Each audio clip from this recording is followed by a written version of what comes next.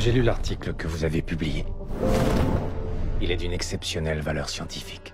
Cette semaine, Radioactive de Marjane Satrapi avec Rosamond Pike et Sam Riley. C'est l'histoire de Marie Sklodowska, plus connue sous le nom de Marie Curie. Elle s'impose dans une société scientifique dominée par la gente masculine à la fin du 19e siècle. Cette jeune fille brillante a du mal à trouver les moyens matériels nécessaires à ses recherches. La providence, le hasard, le destin et Cupidon jettent les dés en sa faveur. Elle ignore qu'en croisant la route d'un jeune physicien brillant, elle s'apprête à briser le carcan d'un monde coincé dans des idées archaïques et misogynes. C'est en combinant leurs travaux qu'ils découvrent la radioactivité. Elle bouleverse l'univers des scientifiques et ouvre la voie à de nombreuses promesses. Ils ignorent encore tout de la part sombre de leur immense pas en avant. Elle meurt en 1934, échappant à la vision de la part diabolique de la radioactivité avec Hiroshima. Marjane Satrapi réussit l'un des plus beaux portraits sur le couple Curie. Précis dans ses faits historiques, parsemé d'anecdotes et d'onirisme chers à la réalisatrice. On apprécie les parallèles avec les effets de la radioactivité sur notre univers présent dans le roman graphique qu'elle adapte.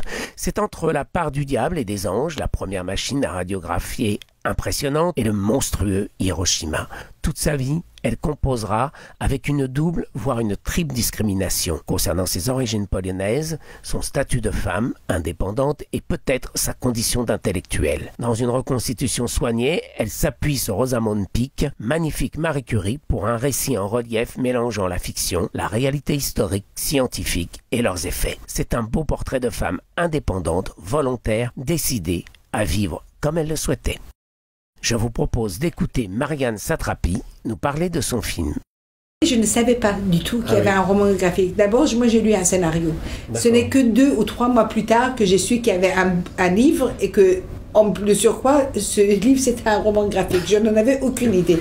Et en fait, j'ai retrouvé dans le scénario ce qu'il y avait super dans le roman graphique, c'est-à-dire de mêler l'histoire de la vie de Pierre et Marie Curie et de l'entremêler avec les résultats que ça a eu, les conséquences que ça a eu sur le monde.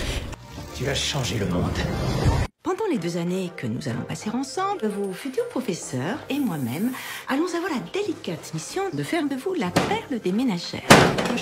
Petit bonus cette semaine, Juliette Binoche et Martin Provost nous parlent de La Bonne Épouse. Je repasse, je cours, je me soulis. Pour respecter les 7 commandements de La Bonne Épouse. Bah oui, sinon il m'aurait pas casté. J'ai fait un casting.